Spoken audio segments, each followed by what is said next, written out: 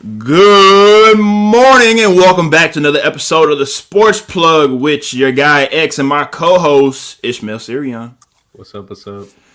I hope everyone out there is having a great Tuesday morning. Of course, if you are tuning in for the first time or a recurring viewer, please make sure you like and share this broadcast. If you are on YouTube, please make sure you subscribe to the YouTube channel on the Sports Plug. And also, we are on Twitch. So if you are on Twitch, please make sure you check us out on the Sports Plug on Twitch. We appreciate all that. All of our family and friends for out here supporting us and helping us reach our destination, which is sports journalism destiny. That's what it is. And Ish, looks like the NFL journey is finally over with.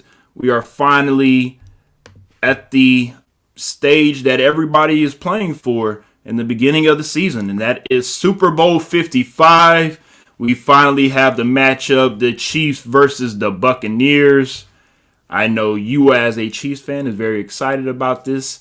I know a lot of people that are not Buccaneer fans are maybe a little surprised of the Buccaneers making it to the Super Bowl in their first year with Tom Brady there. But when you do have the GOAT on your side, and we'll get a little bit into that, it does help. Now, before we get into the conference championship games, we just want to let you guys know what we're talking about right quick. We'll be talking, of course, about the NFC Championship game, the AFC Championship game, Aaron Rodgers' legacy, and will he move from Green Bay?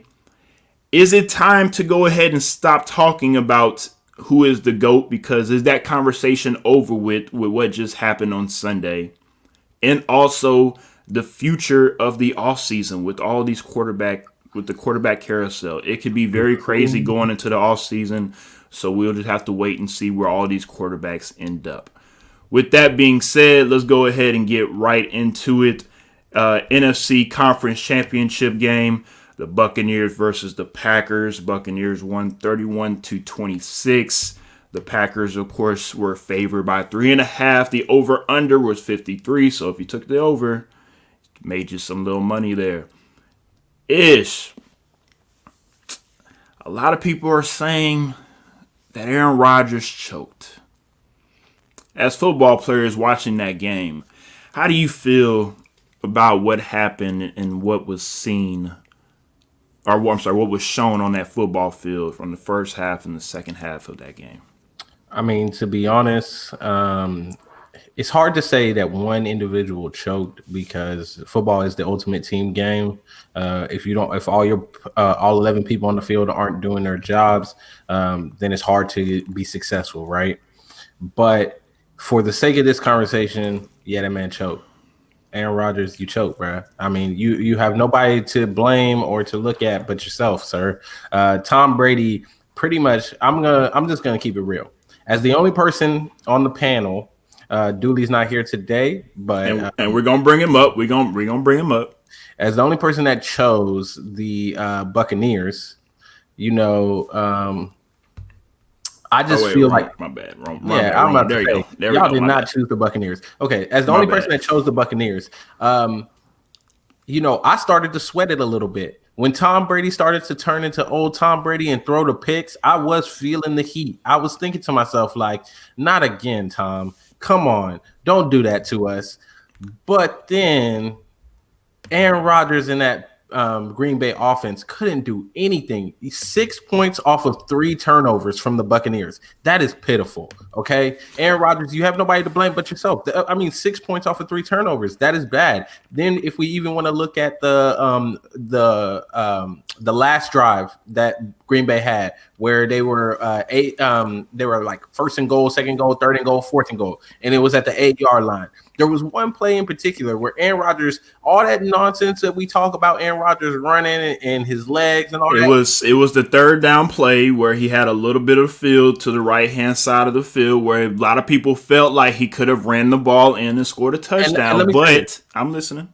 Let me say this. As devil's advocate for Aaron, I'm going to vouch for Aaron a little bit here. While on that freeze frame, it looks like he has all the time in the world to run there.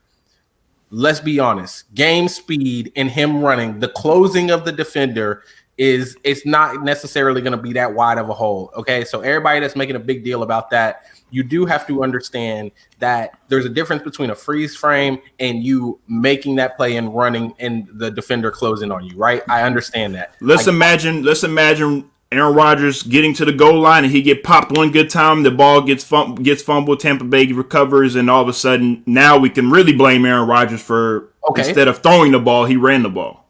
Okay, but let me say this. I don't care about all that. All that nonsense you just talk about, now we can really blame him, la, la, la, la. If you are the best player on the field, if you are our leader, our guy, you are supposed to be in the GOAT conversation. My man, I don't care if they're Jasmine. I don't care if there was 10 full-speed defenders behind him. It's the end of the game. We need a play. The ball is in your hand for a reason. I'd rather you go and try to make that play on 3rd and goal than for you to throw the ball into the ground. So you wanted to see him do some Chad Henne on 3rd down, rush for 21 yards, and get it to 4th and inches. What? With that Chad Henne, what did I do? I'm just saying. I mean, you wanted him to. What I am saying here is I wanted him to be the guy and take control. He needed to try to make that play. Anytime. No, it's not. It is not any time. Okay, Henne, we won despite Chad Henne. Okay, I'm tired of you bringing Chad Henne up. Chad Henne was on the bench this past weekend, like he should be, because everybody knows if Chad Henne would have started that game, we would. Yeah, I still would have won. But continue. Oh my gosh. So anyway, I do feel like Aaron Rodgers should have made that play. I don't see it as you being the guy and you chose to try to be like. I know that people will say like, oh, well, LeBron doesn't take the last shot. Sometimes he passes it and his teammate makes it. Whatever. Okay, ultimate team guy. In football, when you got that kind of situation, as the quarterback, Aaron Rodgers should have ran that in. He chose not to. We blame Aaron Rodgers. Now, can I say something right quick? Shout out to Sean for tuning in. He says, even if you rush for 3 or 4 yards, which was clear as day, they would have went for it on 4th down, as I feel like they should have already. Now, that's what I'm about to speak on as well. I think there was a miscommunication amongst Aaron Rodgers and Matt LaFleur, because in the post-game conference, that was something that Aaron Rodgers was asked when it comes to the field goal situation. And he said that it was not his decision. I look at it as not just a coaching decision, but that was an unfortunate analytical decision, which for me as a football player, I feel like analytics are messing up football because it's not baseball. A lot of these analytical smart people try to emulate what happened in Moneyball and baseball and trying to use it in other sports when it comes to basketball with high percentage shots and different things like that when it comes to making sure that you're able to make the amount of points for certain players. And they're trying to do the same thing in football when it says, well, you know what? We can go ahead and get 3 here. We'll cut it down to 5. Hopefully, we can go ahead and get the ball back due to whatever this down the 3rd. No. The reason why you have a manager in baseball is to manage games and not pull out pitchers in the 6th inning when they are looking good to go until the 8th inning to get pulled. The same way it goes with this situation. You see what's going on the field. You know who's across the field. Thomas Brady, right? Don't give him the ball back. I would even argue I would rather go for it on 4th down and make Tom Brady have to drive the field and put him in a bad situation. I 100% agree. Give him the ball driving. Like I 100% agree. But here's the thing. I feel like it's a failure on Matt LaFleur because again, look, if it's 4th down, you're on the 3-yard line. Go for it. If you don't get it, like you're saying, you have to make Tom Brady drive all the way down the field to at least kick a field goal to seal it. Let me say this. Then I blame both of them, okay? Because Aaron should have ran, because it makes it easier decision if Aaron runs and even gets 3 to 4. I feel you on that. I'm not saying you're wrong. I'm not saying you're wrong on that. But what I'm saying is that if I'm Aaron Rodgers, in my mind, I'm thinking this is 4th down territory. That's all I'm saying. If we are this close, 3 minutes left to go in the game, this is 4th down territory, down by 8. He don't got the killer. He don't have the killer instinct. Don't do that. He don't got that killer gene then. Don't do that. Because, hey, I would have ran it. I don't care if I was, dude, it could have been Jake the Snake Plumber. It could have been Jay Cutler. It could have been whoever. Okay, it could have been whoever. I would have ran the ball. I don't care. I'm gonna try to make the play there because I'm the quarterback. Ball's in my hands. Aaron Rodgers he's got legs, man. Like run the ball, try to juke somebody, do something, high step into the end zone, hurdle somebody. Just do something. Do something other than throw the ball into the ground because it's your fault that my man decided to kick the field goal. If you would have ran, Wiesenthal checking out on Twitch. Appreciate you for doing that. It says Aaron should have ran the ball. The Super Bowl is on the line. Fourth quarter, under 5 minutes left. Get it done or get out. Thank you, Weezy. Thank you. I mean, again, I'm not saying that he shouldn't have, but we all just agreed that we know it might look good on that freeze frame. But if he did decide to run and that defense collapsed in on him, down on the 3-yard line, 2-yard line, whatever it is, then we try and play on fourth down. We've seen plays happen near the goal line where we think, oh, this is an automatic touchdown because we're on the 1-yard line, we're on the 2-yard line. Guess what happens? A fumble, a botch snap, just something crazy happens to where, because like we talked about, Ish, this is the ultimate team game. Something could happen to where I'm just saying it. We've seen it in sports. I mean, we've seen it in football alone where just because you're on the goal in between the 10-yard line doesn't mean you automatically are going to get points. But continue. Let me say this. I think my biggest problem with that is that he was not throwing to a receiver that was in a spot that I would say like, okay, yeah, I'm good. I'm down with that pass, right? Like the pass wasn't even a good pass. Like if you pass up running for 3 to 4 yards to make a really good pass, a good opportunity to score a touchdown, I'm down for it, right? But the pass wasn't even there. It wasn't a pass that I think you should throw in that situation. Like, why not run and get some yardage as opposed to making a throw that is a really difficult throw and you don't have a chance of – it's a low percentage chance of converting that. Jasmine says, but those possessions with no points hurt us bad. We lost by 5, had 2 turnovers with no points made from them. We lost the game multiple times. And that's I'm happy that she brought that up because, again, real Packer fans – if you actually watch the game, you should know that you as a team, again, this is not just on Aaron Rodgers. I can't just put it on Aaron Rodgers because with 2 seconds left to go, you could have been down 14-10 going to halftime. You go down 21-10 because and again, that's fine. You can do that, but the defense let up a stupid play that instead of going down. Okay, again, I got you, but let me finish. You're down by 4. Now all of a sudden you're down by 11 going into half. Mm-hmm. Then the first drive that Tom Brady gets, they go on down the field and score a touchdown. Mm-hmm. You're down 28-10 in the third quarter. You're already down by 8. You're down by 3 possessions, and now all Aaron Rodgers can try to do is try to bring you back. The interceptions that Tom Brady gifted the Packers. The Packers did not convert and try to capitalize on the turnovers that Tom Brady had. Let me finish what I'm saying.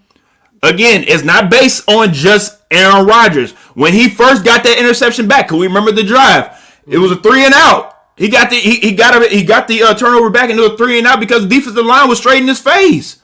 So again, I understand where you're coming from. You want to convert turnovers into points.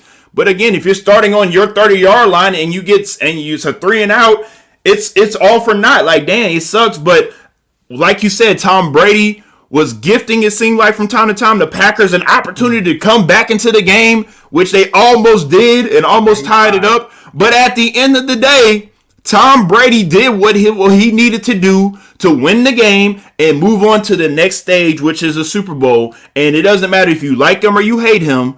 At the end of the day, Tom Brady got the job done, even if the numbers look ugly. I love Aaron Rodgers. The numbers look great for Aaron Rodgers. But guess what? You didn't win the game, so it doesn't matter anymore. What? I mean, that's true. I just, I really hate this. I really hate this situation because, yes, you are correct. Tom Brady won the game or whatever. But I hate this because, dude, he tried to give the Packers the game. Like, he was trying to do everything in his power to give the Packers the game, and the Packers just didn't want it. Look, we was texting all season long. It was texting in the group chat. We was texting in the group chat like, oh, man, like, could this really be how Tom Brady goes out this year and Aaron Rodgers is about to come and maybe dethrone him? Man, And it didn't happen. I thought it was happening because he was just, honestly, those picks, he was just throwing the ball up in the air. And let me just say this. There was another thing that I saw consistently from Tom on that night that I was kind of concerned about. My man was missing a lot of throws. He was missing them high. Very high. You missed them high. Yeah. That pass interference, I thought that was a questionable pass interference. You talking about on the Buccaneers defender on the Packers Lazard defender where the Packers defender, the wide receiver, Buccaneers wide receiver. My bad. Pretty much sealed the game. Sealed the game. My bad. That to me was a bad call. Even as a defender, I thought that was a bad call. And do you want to elaborate on that? Okay, the ball for me, I understand the defender came in and made the contact, right? But I would argue, even as a defender myself, the ball was so high that even if there's no contact there, that receiver's not making the catch.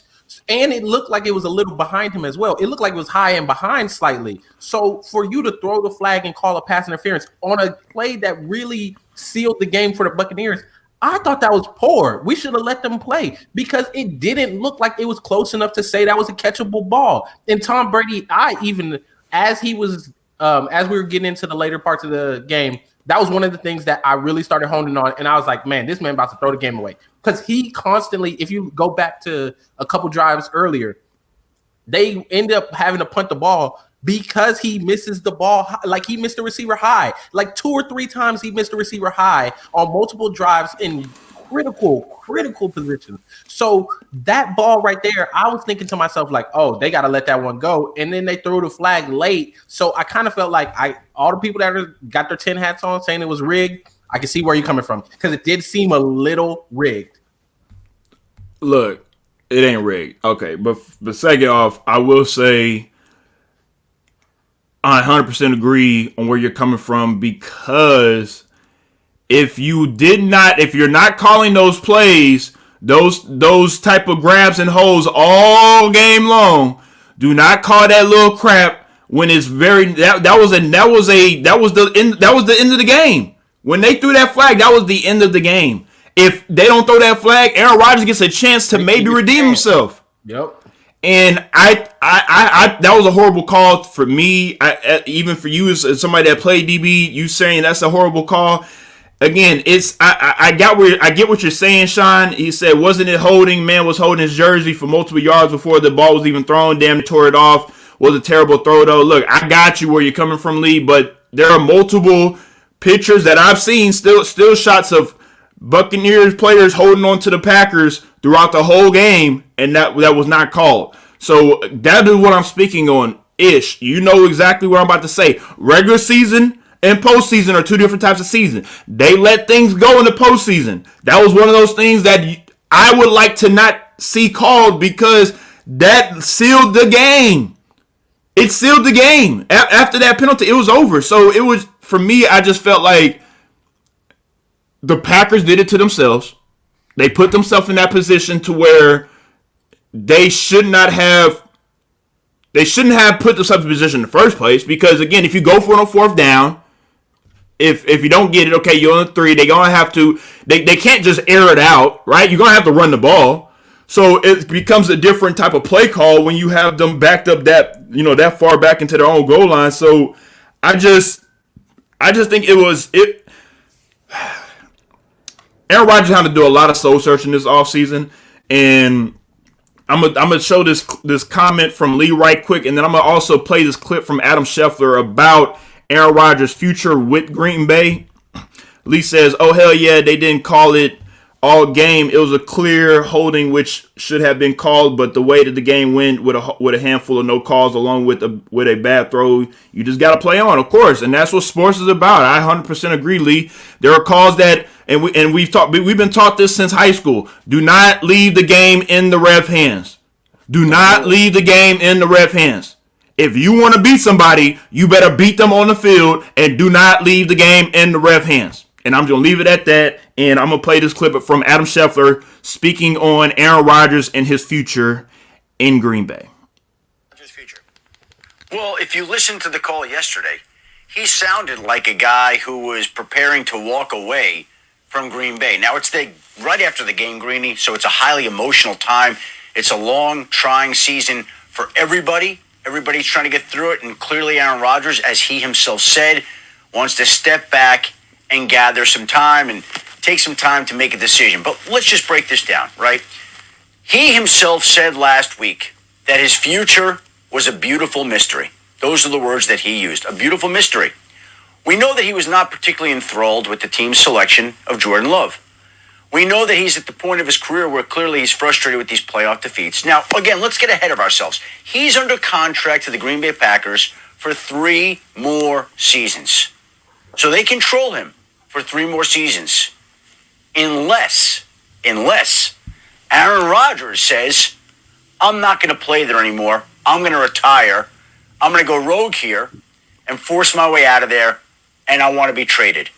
And I want to be traded, let's just say, to Southern California, where I own a home, 20 minutes from the Rams facility, where I want to be traded to the Bay Area, where my football career started.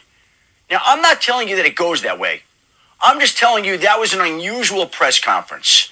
There were a lot of emotions, and he has to take some time and step back and figure out what he wants to do. And people think the Packers control him when, in fact, Aaron Rodgers can flip it rather quickly by basically saying, I'm not going to play there, or I'm not going to play anymore, trade me. That would be his option. I'm not telling he's going to that. I'm just telling you there's a lot of different ways this can go during the course of the offseason, but that was a highly emotional loss, and he, I think, wants to step back, clear his head, and figure out what he wants to do going forward. All right, well, everybody, you heard Shefty, of course, the NFL insider on ESPN, talking about Aaron Rodgers and his future, because after this game, I said it myself. I really think Aaron Rodgers is done with the Green Bay Packers. Maybe not this year. I think he runs it back one more year, and depending on how the season goes for this upcoming after this offseason and next season, if they do not win a Super Bowl or maybe at least get back to another NFC Conference Championship game, I think we could see Aaron Rodgers in another uniform in 2022. 2020. Yeah, do you want to make sure I do the math right? Yeah, all right. 2022. I don't know. Possible. With all the moves that might happen in this offseason, I think it's possible he can move this offseason. It depends on how in love they are with Jordan Love. I didn't mean to do that, but yes, you did. It depends. It depends on if they're ready or not to move on. They might be ready to move on. If he's in the building, disgruntled, then maybe you just make that move. You know what I'm saying? I think another thing is, maybe they are able to get a guy that they think can bridge to Jordan if they're not really set on him yet. Because, with all the movements happening, you might see a Teddy Bridgewater available. Maybe you go with somebody that's kind of steady and Teddy. I didn't mean to do that. Steady and Teddy. Look at you. You might go with somebody like that. Who knows? You could see a Kirk Cousins end up moving, depending on some of these other movements. That's the thing about this offseason with quarterbacks right now. You don't know what's going to happen because there's so many moving pieces. And once the dominoes start falling, then the picture will become a little more clear. But as of right now, we just all got to sit back and wait and watch, get your popcorn ready, because it sounds like there's going to be a lot of noise. And the picture that Ish is speaking on, we're going to talk about this just for a little bit, and we'll get into the AFC Conference Championship game after this. He's speaking on, and I'll get these banners out of the way right quick. The quarterbacks whose futures are in question moving into the offseason: Deshaun Watson, Aaron Rodgers, Matt Stafford, Dak Prescott, Sam Darnold, Carson Wentz, Jared Goff, Jimmy Garoppolo, Cam Newton, Teddy Bridgewater, Mitch Trubisky, Jameis Winston, Ryan Fitzpatrick, Alex Smith, and Big Ben Roethlisberger. So, a lot of quarterbacks up there. There's some guys that a little bit old and might need the veteran presence on certain teams, and there's some young guns that just want a fresh new start somewhere. So it's gonna be very interesting to see the quarterback carousel in the NFL, where everybody goes. One quarterback that's not going anywhere anytime soon, Patrick Mahomes. We're probably both quarterbacks. Yeah, let's say both quarterbacks. Patrick Mahomes and Josh, the new kid on the block, Allen. You like that? I know. I like that one. I like that. They played, I think both teams played a very great game. The Kansas City Chiefs just, of course, played a lot better of a game and of course, won this game by 14, covering the spread and also covering the over. So if you went ahead and chose the over for that game, you want to use some money. I guess with this game is because let's be real, most people didn't really think the Bills were going to have a chance anyways. Winning by 14 might be a little bit more of a surprise to certain Chiefs fans because we were on the pre-show and we all kind of agreed that it would be a closer game, maybe by 3, by 5, but under a one-score game. Watching this game, what are the takeaways as a Chiefs fan that you saw that you could build on moving into the next 2 weeks with the Super Bowl? That we can build on? I mean, the things that I saw that we can build on, our defense steps up and makes plays. A great job by the defense. Not a lot of people talk about the Chiefs' defense, obviously, because of the type of offense that the Chiefs have. But the defense, wow, they played a great game. Tyrann Mathieu is out there balling. People, I think some people have given him credit, but not everybody has given him credit for like what he did after he left Houston and came to Kansas City, and just the mentality that he brought to that team, just the leadership that he brings to that defense, flying around, making plays. He leads by example.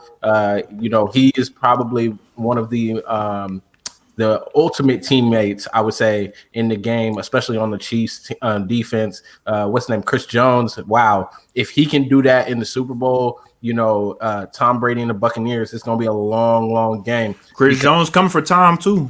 Man, he was making a lot of plays on the defensive line. Definitely my MVP of the game outside of Tyreek Hill, because he was just bringing the pressure. He was bringing the pressure. Tom Brady's not as mobile as Josh Allen. That was the one thing I was concerned about going into that game was Josh Allen and his mobility. And he did make a couple plays with his feet that I was like, man, I'm happy we didn't play like a Lamar Jackson, although our defensive scheme would have been a little bit different for Lamar. But it definitely would have caused us a little problem because Josh Allen was able to get out there and make a couple really big plays with his legs. But we can build on our defensive line making plays, our defense on the back end with Tyrann Mathieu making plays.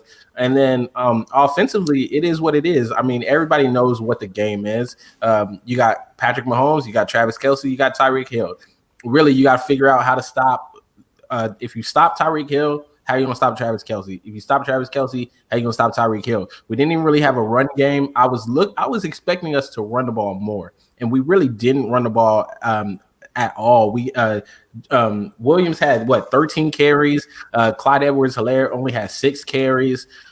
So it wasn't like we were really coming out there running the ball. We were just throwing the ball, and they couldn't stop it. I expect it to be a little bit different against Tampa Bay, but I do think that we can build on our passing game to set up that run. Now, of course, the biggest story coming out of Kansas City at the moment is the loss of Eric Fisher with the torn Achilles, unfortunately. And I know somebody like Dooley has spoken already about the game in the trenches moving in the next 2 weeks. That is something that the matchups you're going to have to watch out for. And I don't think it's just the trenches. I like you talked about with the wide receivers, we're going to have to watch on both sides of the ball when it comes to Kansas City wide receivers against Tampa Bay's DBs and vice versa, because we really could have a very, very classic Super Bowl if everything goes right. If everything is played out the way that we think it's going to get played out, this could be a 30, maybe a 40-point, both teams, last quarterback to have the ball in their hand to make a play, win this Super Bowl type of Super Bowl. And I think everybody wins with that. I also could see it being a 28-32 type of game. The defense are going to make some plays. I honestly feel like both teams will turn the ball over. I think both of these defenses are the Tampa Bay defense has been solid all year, and they've gotten better in the playoffs. Kansas City has been like this, but have gone like this in the postseason. And it's not about the numbers; it's about watching what I see on film. Like you said, Tyrann Mathieu. It's something about Tyrann Mathieu, Chris Jones, and Frank Clark. Them 3 boys. Those are what we call not churchyard boys. Those are the guys that you need to have on your team, especially on the defensive side of the ball, to bring some energy and to bring some and to bring some damn moxie. You know, that's the thing about some of these teams, like and not just in the NFL, in any level, the defense is the one that brings the energy. You know, I don't care what anybody says. Us as the offense, yes, we bring energy from scoring touchdowns and all that stuff. But when you're a defense, you're able to crack somebody, you're able to make a big play. That shit translate all throughout from the defensive side, the offensive side, even the special teams. So I just feel like with Kansas City not gonna go out they're not gonna come into Tampa Bay and just give Tom Brady the Lombardi Trophy just because they're playing at home. Yeah. But I will say this though, Kansas City gonna have to play lights out and with no mistakes because they are already coming into this title game already a little limited on what they can do because of the line. So let me say this.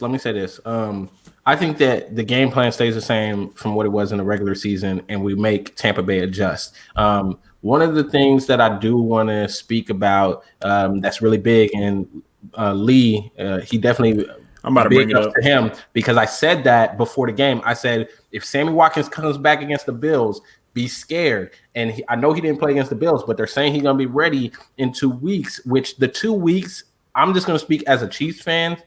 We need that because we are banged up. Like the Chiefs are just banged up at this point. And we really need those 2 weeks to get some people back to be in a really good spot. The Eric Fisher thing really sucks. We're not going to be able to cover for him, but we at least have time to, build a lineup. Our line has been banged up all year. We've lost a lot of people on that line. We've had to shuffle people around. Kalechi still out. Who we went to school with, he's out. So we made a lot of movements on that line. That line, I'm not as concerned. I'm concerned, but I'm not as concerned because of how Patrick Mahomes played against the Bills. He moved around. He looked all right. He did look good. The toe looked good. It'll really be bothering him. Although I know after you play with turf toe, man, you're sore for a while. So again, that 2 weeks is big. But the thing about the Chiefs offense that I'm excited about going into the Super Bowl is I kind of feel like they're the passing version of the triple option, in the sense that if you know anything about the triple option, one of the things about the triple options is that they give you the same look and then they can run the same play out of that look in multiple ways, right? If you want a good example, go watch Army football. Go watch Army football. They give you the same look and they run the same play, but it's different in how they execute it, right? And that's how I feel the Chiefs are. The Chiefs come out, you game plan. You think you got everything down. They'll give you a look and you're confident that you know what they're going to run. He's going to run a post. And all of a sudden he runs a corner. It's something totally different. And they make these adjustments in the middle of the game that I feel like the Bills did a good job the first 2 drives, and it looked like, oh, okay, the Bills came in, they're ready to play. And then all of a sudden that offense just changed, and it was just like, wait, what? How? Shout out to our boy KC. He did say that on the pre-show. He said the Bills would go up, and then Kansas City would come back and win the game. So shout out to my boy KC on that one. I definitely expect the Super Bowl to be similar in the way that I think that the Buccaneers may give them a good run early, but I don't know. We'll have to see how their adjustments go throughout the game and whether or not they can keep up with it. Last time they played, though, we all know what Tyreek Hill did in the first quarter. So you're correct. And we talked about this. We talked about regular season performances and postseason performances. Some of them have went the opposite way. Some of them have stayed the same depending on the matchup. We can go from Drew Brees against Tom Brady and in the postseason. We can also go with the Steelers and the Browns. There's different situations where I can say, oh, well, it's not going to go this way because of the regular season. I understand where you're coming from. But again, though, I'm not expecting Tyreek Hill to have 20 yards in the first quarter. I'm not I know you're not. I'm not expecting. But I know. But the thing that people need to understand about that when it comes to game planning is obviously you're going to have to make an adjustment to slow him down or stop him, right? And prevent him from doing that.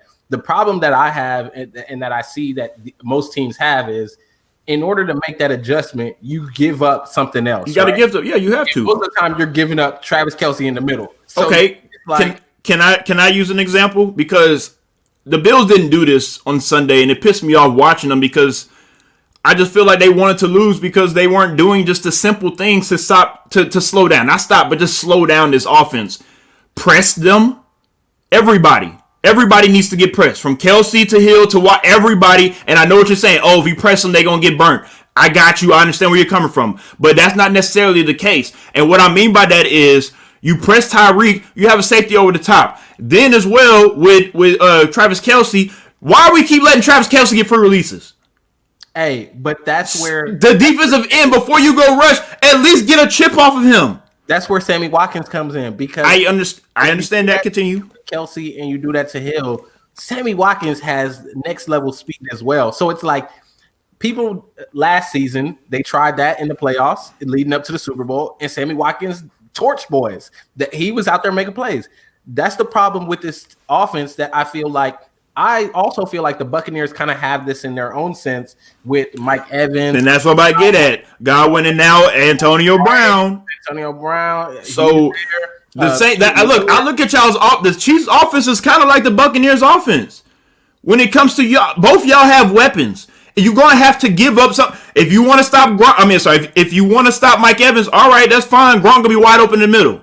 If you want to stop Gronk, okay, cool. We'll jump it down to Leonard Fournette, let him get for 10 yards. We're going, so that's what I'm saying. On both sides of both teams on the offensive side of the ball, it's going to be very fun to watch, because what it's really going to come down to is what quarterback is going to make the least amount of mistakes. Yep. That's what it's really going to come down to. Well, I think more so the defense is going to be who does what they need. Well, yeah, that too. I mean, the defense got to cause turnovers. They got to cause stops. So I don't expect mistakes from Tom Brady and Patrick Mahomes. To be honest, they're both going to make mistakes. I'm telling you right now, they're going to make mistakes. You can mark it down right here.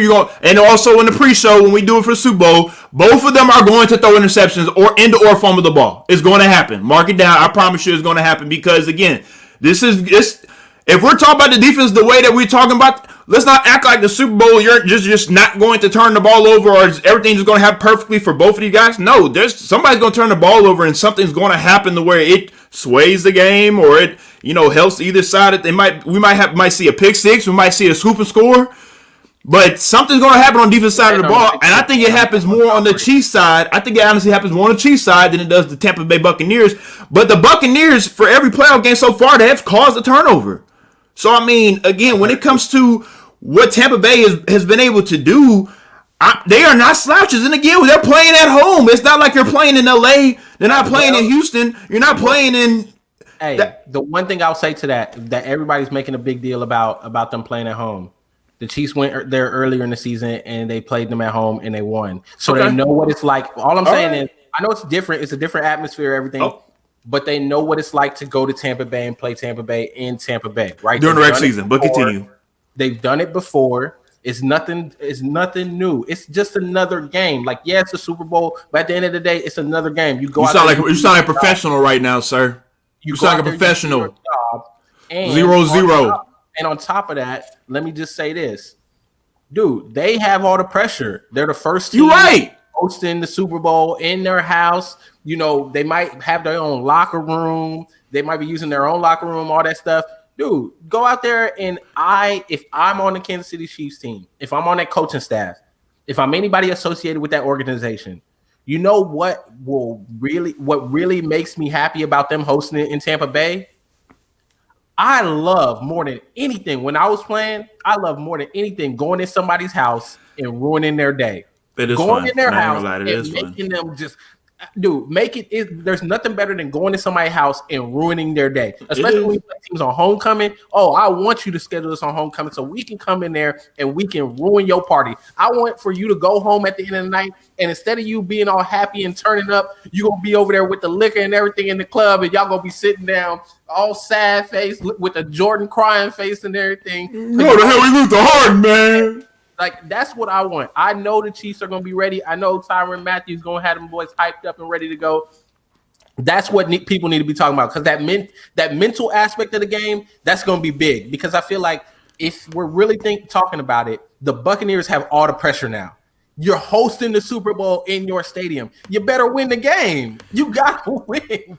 All right, since we're talking a little bit about the Super Bowl, let's go ahead and get right into it right quick. We'll spend a couple minutes on this upcoming matchup, Super Bowl 55, Chiefs versus Buccaneers. The Chiefs at the moment, and I will agree with you, Ish, when it comes to the Buccaneers do have more of the pressure because they are at home and they are, they have, I just be real, they have the pressure. You have Tom Brady, you have the GOAT, you have, the weapons for it, you have all the, if you want to be honest, it is more pressure on Tampa Bay to win this game.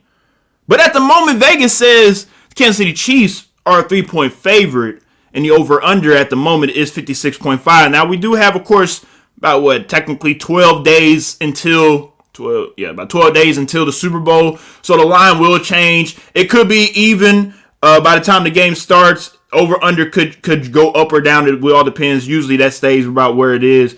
But with that being said, Ish, you say, of course, the pressure's on Tampa Bay and the Chiefs just got to come in there and play their game, which I agree. But if they do go in there and play their game and still get beat, then what do you say on that one? Oh, if they go in there and they get beat, they go in there and they get beat. That's just what it is. I feel like this is the perfect situation for the Chiefs. And even if it wasn't the Chiefs and it was a team that I didn't support, I would say this is the perfect situation for them to go back to back. The reason why I say that is normally you would say, let's say the Packers had made it, right? And it's the Packers and the Chiefs in Tampa Bay. The pressure would have been on the Chiefs because people would have been like, oh, not a lot of teams go back to back. You have the chance to go back to back, so on and so forth. So when's the last time the last team went back to back though, Ish? I can't remember. I got you. 2003, 2004 New England Patriots led by some guy named, what's his name? Tom Brady. Yeah. Oh, okay. I forgot. I thought it was it Drew Bledsoe? Nah, I think. Oh, okay. But continue though. I got you. Continue. But what I'm saying is the narrative has been shifted now because it's Tom Brady who led the Buccaneers to the Super Bowl in Tampa, first team in history to host the Super Bowl and play in the Super Bowl. So I think the narrative, this is the best time for the Chiefs because all the storylines have switched to Tampa and how they're hosting the Super Bowl. What are they going to do? Is Tampa going to get to use their own locker room? This, that, and the third. Like we all talking about Tampa being in Tampa. Nobody talking about the Chiefs actually being able to repeat. So while Vegas has the Chiefs as favorites right now, I would say still all the hype in the conversation is about Tampa Bay and Tom Brady and how Tom Brady's gone to 10 Super Bowls, so on and so forth. So the Chiefs have it all to play for it. Like, go out there, play your game. Just like I said earlier in the season when you were picking Tampa Bay and I picked the Chiefs, and you were like, well, I think that they're going to be able to stop Patrick Mahomes. It's the GOAT versus the kid and everything like that. And what did I say? I said Andy Reid is going to let Patrick Mahomes come out and slang that rock. Why? Because he understands everybody's going to hype up Tom Brady versus Patrick Mahomes, and people want to see Patrick Mahomes do what Patrick Mahomes does. And what did they do? They came out in the first quarter, and Andy Reid let him slang that rock. And I expect the same. I expect Andy Reid and Eric Bieniemy to come out there and let that offense just fly. Like, you've been talking all season about how, the offense, they only scored such and such points. Bruh, I, again, expect Eric Bieniemy and y'all better put a 58 in. Put up 58 in.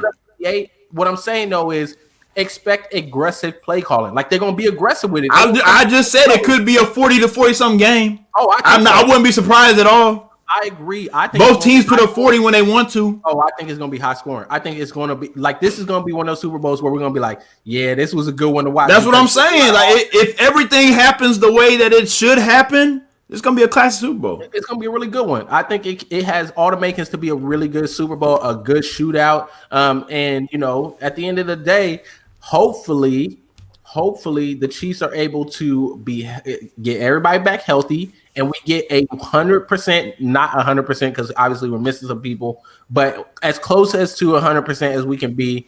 And Tampa Bay is able to be as close to 100% as they can be so that we don't have any excuses. Because I don't want anybody to say, like, well, so-and-so didn't play and this and that. Like, nah, let's just everybody have your people. And let's do what we have to do. I mean, it sounds good, but at the end of the day, we all know. Look, football is a game of nutrition. It's a game of nutrition, and you got to play with who you play with. I mean, look, we remember our playoff game in high school. We had to play with who we had to play with. It's just one of those things. At the end of the day, nobody cares. Nobody cares. They don't care about that's all I'm saying. Exactly.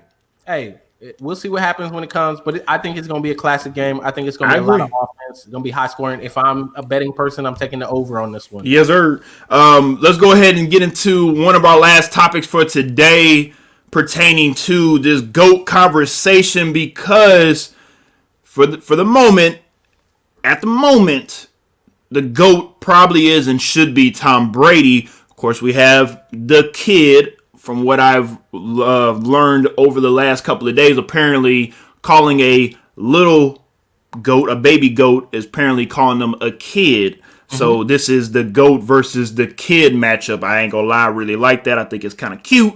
So with that being said, at this point in time, right now in 2021, because of what Tom Brady has been able to do with this Tampa Bay team, leaving New England, a lot of people thought he was done. Max Kellerman thought he was going to fall off a cliff. All these good things. Is the GOAT conversation over with at this point in time? He doesn't even. If Tom Brady probably doesn't even have to win a Super Bowl, but if he does win another one, do we need to just seriously stop talking about who's the GOAT? Because people will say it's Joe Montana because he didn't lose in the Super Bowl. He had no interceptions. This, that, and the third. But he's only went to the Super Bowl 4 times. Tom Brady has been in the league for 20 years, and half of his life, half of his career in the NFL, he's been not to the playoffs, to the Super Bowl, Do people not understand how hard this is? Half of his career, he's been to the Super Bowl. But continue, though. I'm sorry. I think because we're in an era where LeBron James was able to make it to so many NBA finals, and then you also have Tom Brady, who's made it to a lot of Super Bowls. People think it's easy. I think it's been. People aren't taking it as seriously as they should, in the fact that within football, it's so much harder to make it back to the Super Bowl, right? So for Tom Brady to play in 10 Super Bowls, whether or not he cheated, if you think the Patriots been cheating and stuff, I'm not even here to discuss that. But for him to make it to 10 Super Bowls, I think the GOAT conversation has to be over. Like, the man is the GOAT. He is the GOAT. He's the greatest to ever play the quarterback position. I think it's different because then you're gonna have the people that'll say, okay, well then LeBron's the GOAT because he's been to so many NBA championships. It's different. In basketball, you only got 5 people on the floor. One person can really impact the game so much. Control the game on both sides of the ball. Than a quarterback in the NFL. There's so many other things that happen in the NFL. There's so many different phases of the game that one person is not going to carry a team to championship. They can help to lead that team, but they can't carry a team like LeBron can carry the Cavs or carry the Lakers or the Heat, whoever you want to look at. Relax. He didn't carry the Lakers. Relax. I said that purposefully for you. I know you did. Relax. Continue. So to me, I just think Tom Brady is definitely the GOAT for what he has achieved, what he has done in the NFL. I don't think any quarterback has done it, right? And then on top of that, I don't know that it will be replicated. Right now, we are talking about the kid in Kansas City and what he's doing and what he's been able to do so far in his short stint in the NFL. But he still has a long way to go. I mean, this is just his second Super Bowl appearance. He could win it, and then you got 2 Super Bowls, but then you got to come back again next year, or within the next 2 years or so. And I mean, to think of how much you have to win and how many games you have to play in 10 Super Bowls, like the toll that it takes on your body. I don't know that even right now how promising Patrick Mahomes looks, that I'm going to, if I'm betting on that I'm betting that he's going to make 10 Super Bowls. Like, that is just too hard to call. So Tom Brady, at the end of the day, he's the GOAT. Let's stop having this conversation. We can talk about who's second place. Now, what I also will throw in there as well, because again, I'm not even really a Tom Brady fan like that, but I do respect greatness. I'm always going to appreciate greatness, and we're always going to, of course, make sure that we tell the story the way that it needs to be told, especially with this gentleman. Let's remember, he tore his ACL in 2009, so he missed a whole year. What happens if he went to the Super Bowl then? That'd have been 11 out of 20 years. It's so. There were incidents where they missed the play. I mean, they don't miss the play. They make the playoffs every year, but I'm saying they lose a game because of let's say 2 years ago with the pick six against the Titans, or Them losing to goddamn, what's the other? Oh, losing to the Colts. Losing to the Colts when they were going back and forth with Peyton Manning back in the day. We have to be grateful for Peyton Manning. We have to be grateful for some of these other cats that had took Tom Brady out, because if they didn't, then just seriously, if we are watching football over the last 20 years, we have to seriously think about Tom Brady has been there all the time. And if it wasn't for Eli Manning twice, Peyton Manning from time to time, Joe Flacco got him his, Big Ben got a couple of his, Tom Brady could have maybe more than 6 Super Bowls at this moment. Man. So let's just be grateful that he only has 6. Yeah, the competition, and that's another thing. One of the things that I think really cemented it for him this year, and where people need to kind of the quarterback run that he went on, that we talked about before in the playoffs, to get to the Super Bowl again as the 5th seed. Like, let's be honest, guys. They went on a run and they played some teams with some really good quarterbacks. Like, he beat every road game. They played all road games. They've had no home games on the road. So, like, if you're looking at this guy's resume, there's just not much in there for me to say, oh, yeah, I know people are going to say, like, oh, you know, some people will say Johnny Unitas. Oh, he's the greatest that ever played. Like, dude, even with how great Johnny Unitas may have been, even with how great, you know, Staubach might have been, you know, any of these other older quarterbacks that you want to bring up, they still don't have the resume that this man has. He is playing in a time where I would argue the league is filled with more great quarterbacks. That's what I was going to get at too. We were talking about the Hall of Fame in the last episode. Think of the people who are going to be eligible for the Hall of Fame in Tom Brady's era. You got Aaron Rodgers. You got Big Ben. You got Eli. You got Peyton. You got, I mean, we can talk about Phillip Rivers being on the bubble. We can talk about Matt Stafford possibly being on the bubble. We can talk about Matt Ryan possibly being on the bubble. Like, those are people that, I'm not saying they're surefire Hall of Famers, but they're in the conversation. People are going to talk about whether or not they should be in there. All of these quarterbacks, Tom Brady went through all of them and went to the Super Bowl 10 times. And then he won as many as he did. So, I mean, the conversation for me, there is no conversation to be had. We can say that the division was trash, which it probably has been. But at the end of the day, you got to play your games. You play your games. You play the team. You don't control. Well, you know, with him being with the Patriots, he don't control with the Jets and Miami and damn, I can't remember the other team. The Bills. The Bills. There we go. My bad. He can't control what they do. The Bills have gotten better, as we see. They try to get their front office, their players together, all that good stuff to make a run and make it seem like they are back. The Bills in the 90s went to 4 Super Bowls in the 90s. So, again, as Tom Brady as an individual, he can't control what the rest of the AFC East does. He can't control what the rest of the AFC Conference does. Exactly. I was going to say, even on top of that, if you want to talk about like, oh, well, he had the weakest division in the AFC, he still had to go through some of these other great teams that were in the AFC that you may say like, oh, they played, you know, in the AFC South, back when the AFC South had, you know, pretty competitive teams, and Peyton Manning was bringing the Colts out all the time. Dude, they still played the Colts and beat the Colts to get to the Super Bowl most of those times. Yeah, right? yeah. Mm-hmm.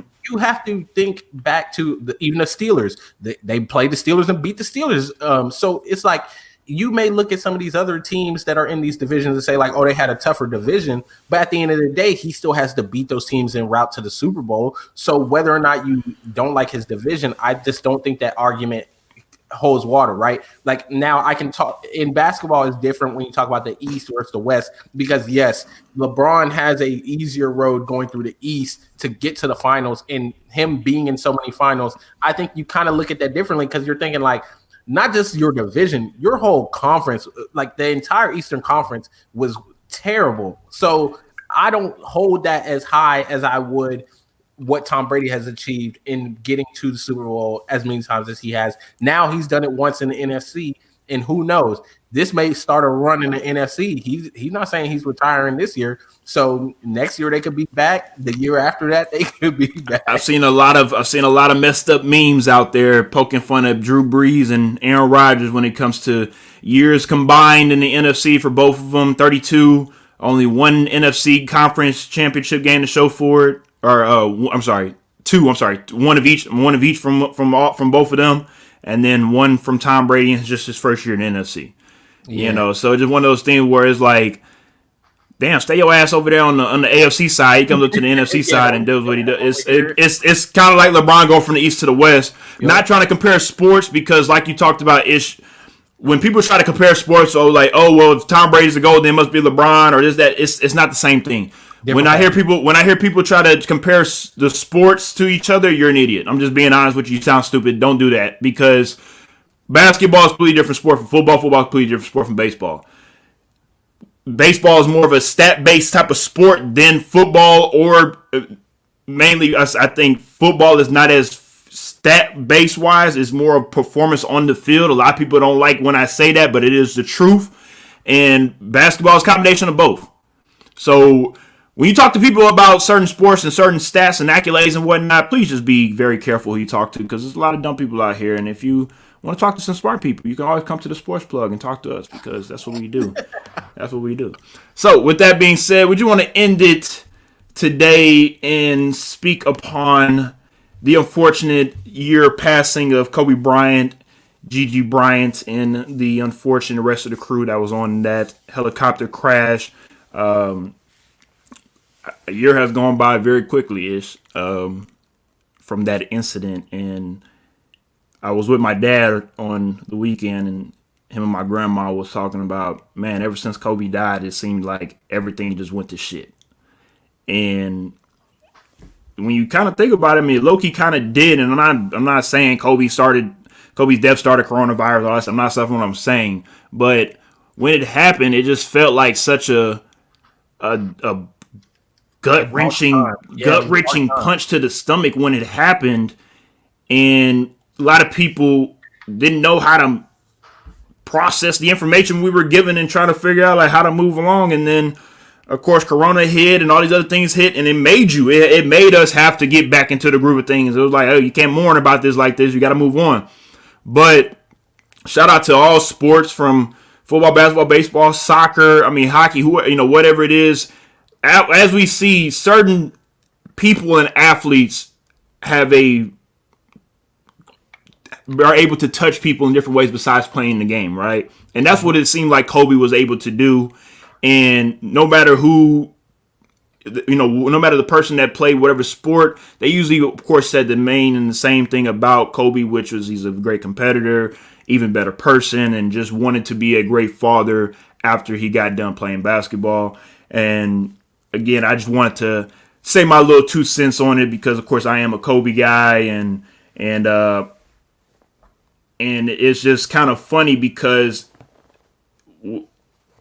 let me just say this right quick. We all know Kobe's not my father, but even for like my father to tell me, "Damn, I'm sorry about what happened to Kobe," I just want people to understand and realize, like, I know who my father is, but even my father knew how much, like, I fucked with Kobe. Like, that was my guy.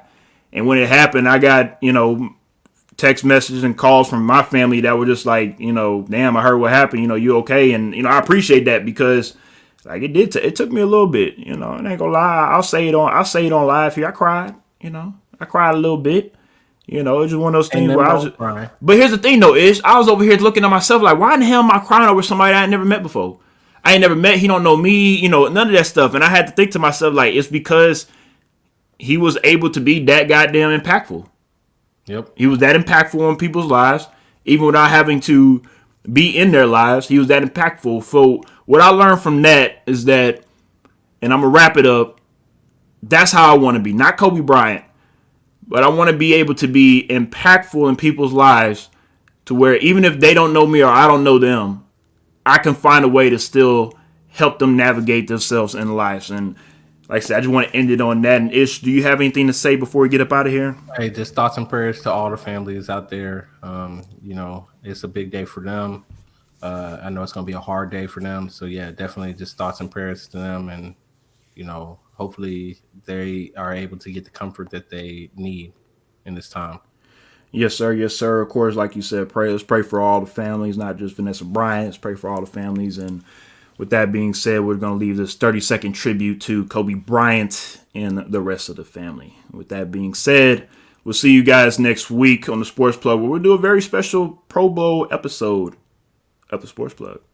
Yes, we will, Ish. See you guys next time. Yes, we are. I won't be there. Yes, you will. I'm boycotting that episode. No, you're not. It's like I'm boycotting the Pro Bowl this year. No, you're not. See you guys next week.